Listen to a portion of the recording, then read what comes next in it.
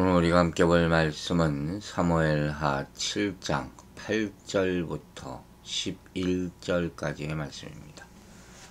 자, 사무엘하 7장 8절 말씀부터 읽어보겠습니다. 그러므로 이제 내 종 다윗에게 이와 같이 말하라. 만군의 여호와께서 이와 같이 말씀하시기를 내가 너를 목장 곧 양을 따르는 데에서 데려나가 백성 이스라엘의 주권자로 삼고 내가 가는 모든 곳에서 내가 너와 함께 있어 네 모든 원수를 내 앞에서 멸하였은즉 땅에서 위대한 자들의 이름같이 네 이름을 위대하게 만들어 주리라. 내가 또 내 백성 이스라엘을 위하여 한 곳을 정하여 그를 심고 그를 거주하게 하고 다시 옮기지 못하게 하며 악한 종류로 전과 같이 그들을 해하지 못하게 하여 전에 내가 사사에게 명령하여 내 백성 이스라엘을 다스리던 때와 같지 아니하게 하고 너를 모든 원수에게서 벗어나 편히 쉬게 하리라. 여호와가 또 내게 이르노니 여호와가 너를 위하여 집을 짓고. 자, 여기서부터 이 본절에서부터 17절까지는 이제 그 유명한 다윗 언약이 기록되어 있어요. 즉 성전 건축에 대한 다윗의 가상한 마음을 보신 하나님께서 이제 다윗 왕조에 대해서 놀라운 축복을 약속하시는 그런 장면이죠. 특히 이 말씀은 장차 다윗의 후손으로 이 땅에 임하실 메시아에 대한 예언을 담고 있다고 보기 때문에 더욱 중요한 의미를 지닌다고 볼 수가 있습니다. 13절부터 16절이 바로 그러한 내용을 암시한다고 하는 것이죠. 여기서 먼저 보면 내가 네 종 다윗에게 이와 같이 말하리라. 내가 너를 목장 곧 양을 따르는 데서 데려다가 그랬어요. 즉 다윗이 하나님께로부터 부름받기 전의 배경을 설명하는 것이죠. 그 전까지는 그냥 목동의 목동, 아비의 양을 치던 그런 평범한 이스라엘의 목동에 불과한 사람이었다. 그런데 그 사람에게 기름을 부어서 이스라엘의 주권자로 삼았다. 이게는 하나님이 주권적으로 택하신 하나님의 일꾼으로 만들었다는 것이죠. 여기서 가장 중요한 의미는 바로 하나님의 주권적 선택입니다. 다윗이 택함 받을 줄 누구도 몰랐어요. 그러나 하나님은 그런 평범한 이세 집안에서 가장 막내를 택해서 기름 부으셨다. 그래서 양치는 목적에서 이락 이스라엘 왕으로, 물론 그 세월이 있었지만 그렇게 오르게 된 것이죠.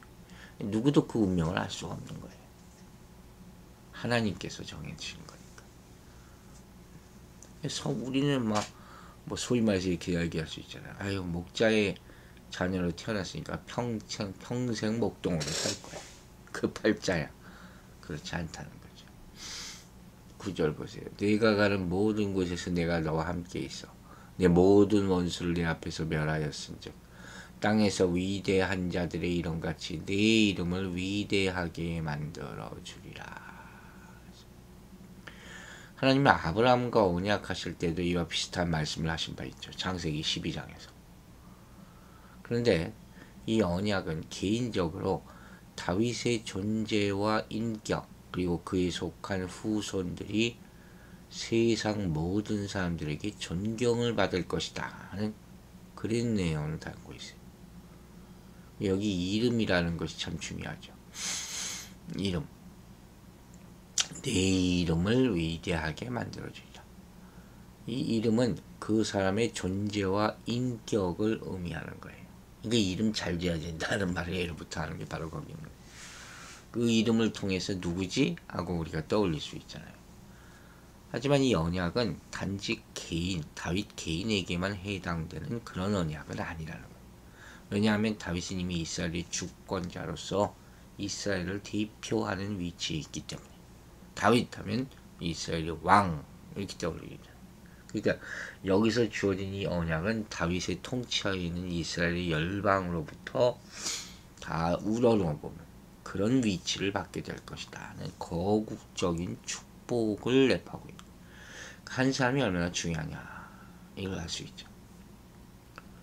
그리고 이와 같은 하나님의 축복은 이 다윗 때에서 시작해서 솔로몬의 통치 기간까지 상당한 성취를 보았다고 볼 수가 있습니다. 그리고 결과적으로 궁극적인 성취는 다윗의 먼 후손 누구예요? 예수 그리스도로 말미암아 이루어졌다. 하나님의 꿈은 이렇게 오랜 세월에 걸쳐서 성취된다 하는 것을 우리가 볼 수가 있는 참 놀라운 일이죠. 그 큰 역사를 전체 큰 그림을 숲을 보는 그런 지혜를 가져야 된다는 것이죠. 또 10절 보세요. 내가 또 내 백성 이스라엘 위하여 한 곳을 정하여 그를 심고 그를 거주하게 하고 다시 옮기지 못하게 하며 약한 종류로 전과 같이 그들을 해치지 못하게 하며. 저희를 심고 그를 심고라는 말은 본래 나무를 심는다는 의미거든요. 근데 이 말이 이스라엘과 관련해서는 그들에게 하나님께서 정착된 거주지를 주신다. 그런 의미로 사용됐어요. 그래서 이 말은 과거 사사시대의 주변 국가의 잦은 침략에 시달려서 이리저리 쫓겨다니던 신세에서 벗어나서 이스라엘 백성이 이제는 한 곳에 정착하여 사는 자들이 될 거라는 그런 말. 실제로 다윗과 솔로몬 통일왕국 시대에는 그들은 이런 평화와 안녕을 구가하게 된다는 거예요. 이스라엘은 항상 그게 꿈이었어요. 뿔뿔이 흩어져 사는 자기 나라로 돌아오는 것. 이게 참 큰 꿈이었다는 것이죠. 민족적인 비극이 있었지만 하나님께서 그것을 다 회복시켜 주셨다. 다시는 옮기지 않게 한다. 여기서 다시는 옮긴다는 말은 히브리어 라가즈라는 말이 있었는데 이것은 사실 옮긴다는 뜻이 아니에요. 그러니까 한국말 해석이 좀 잘못된 거예요. 이건 두려움으로 떤다 하는 의미예요. 그러니까 이 구절을 바르게 해석하면 다시는 두려움으로 떨지 않게 할 것이다 하는 것이죠.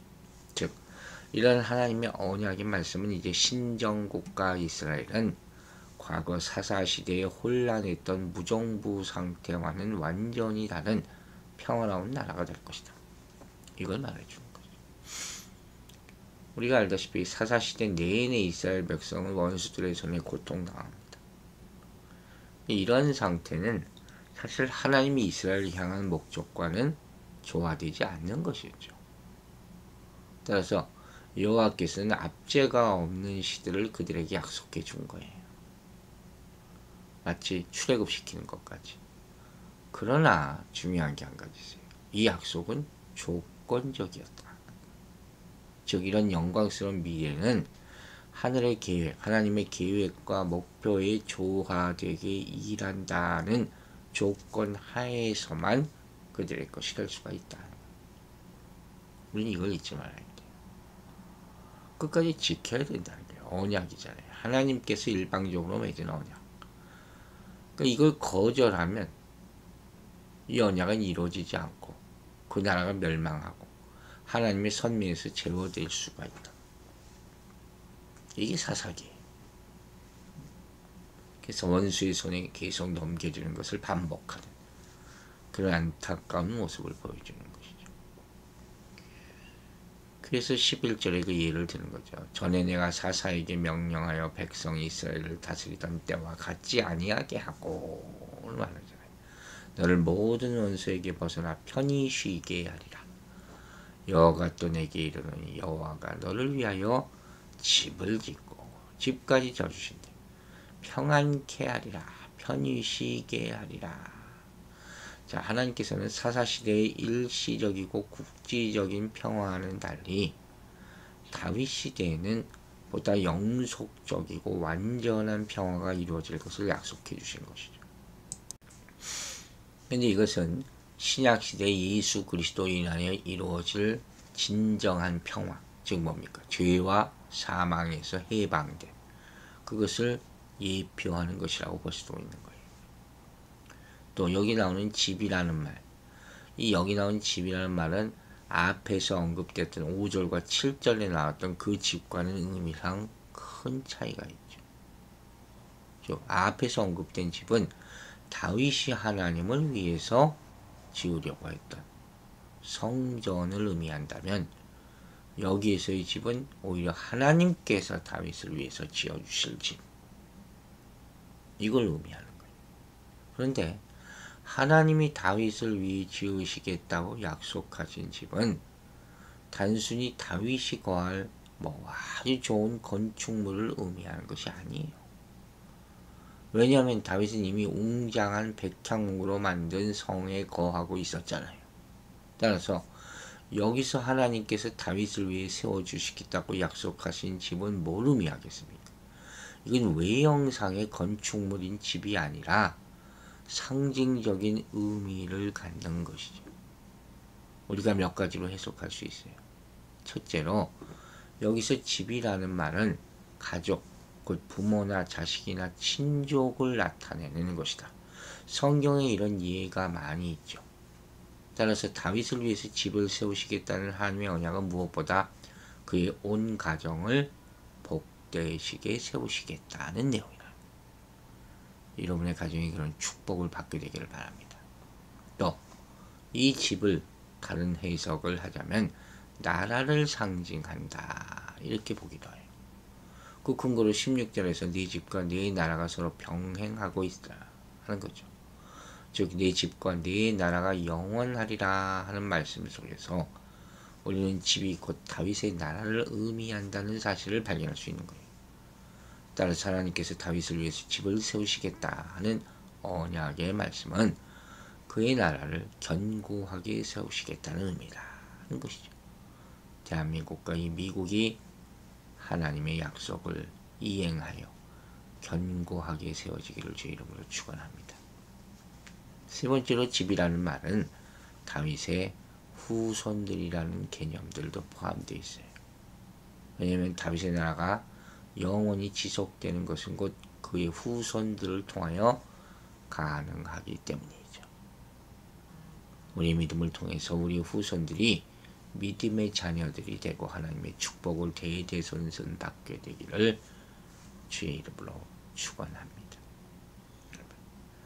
이처럼 다윗이 하나님을 위해 집을 지어드리겠다고 하자 하나님이 오히려 다윗을 위해서 집을 지어주겠다, 이렇게 말씀해 주세요. 광야의 성막은 하나님이 그분을 위해 만들라고 명하신 거룩한 하나님의 임재 공간이잖아요. 근데 다윗은 잠깐 동안 그것을 생각하지 못하고 자기는 좋은 집에 거하면서 하나님을 텐트에 모시고 있는 것이 송구스럽게 여겼던 거예요. 이처럼 이후 이스라엘 역사에서 하나님 경배의 중심이 된 예루살렘 성전은 하나님의 명령에 의한 것이 아니라 하나님을 애모하는 다윗의 선물이었다 하는 것이고, 그의 마음에 감독하신 하나님께서 오히려 다윗에게 집을 지어주겠다고 하신 것이죠. 즉 먼저 하나님 나라를 구하는 제자의 그 마음을 보시고 의식주를 다 책임져 주시겠다 하는 것이 그분의 응답이다. 얼마나 참 아름다운 관계입니까? 하나님께서는 다윗에게 이런 엄청난 것을 약속해 주신 것이죠. 다윗이 이전에 상상하지도 못했던 것, 이것보다 더 큰 축복이 뭐가 있겠습니까? 그러니까 이것이야말로 다윗이 성전을 지어서 자신의 업적 하나 남기려는 것과는 비교할 수도 없는 성취들이죠. 여러분 보세요. 하나님께서는 이렇게 예스를 통해서도 축복하시지만 노를 통해서도 우리 인생을 축복하세요. 이걸 알아야 돼요. 우리가 벌써 8월, 그죠? 8월 중순으로 접어들어요. 2022년. 하나님께서 노하셨을 때도 있죠. 우리 기도에. 그런 하나님이 예스하셨을 때도 있죠. 우리는 항상 하나님께서 내 기도를 듣고 예스해 주시면 좋다고 생각해요. 하지만 노하셨을 때 그래서 섭섭해하는 마음을 가질 때도 있었을 거예요. 낙심한 적도 있을 거예요. 우리가 신앙생활 하면서 이런 일을 얼마나 많이 겪습니까? 그래서 하나님이 노하시면 하나님께서 나를 거절하신 것으로 생각하지만 그렇지 않다는 거예요. 하나님께서 노라고 하실 때는 그 일을 거절하신 것이지 나를 거절하신 것이 아니에요. 이걸 분별하라.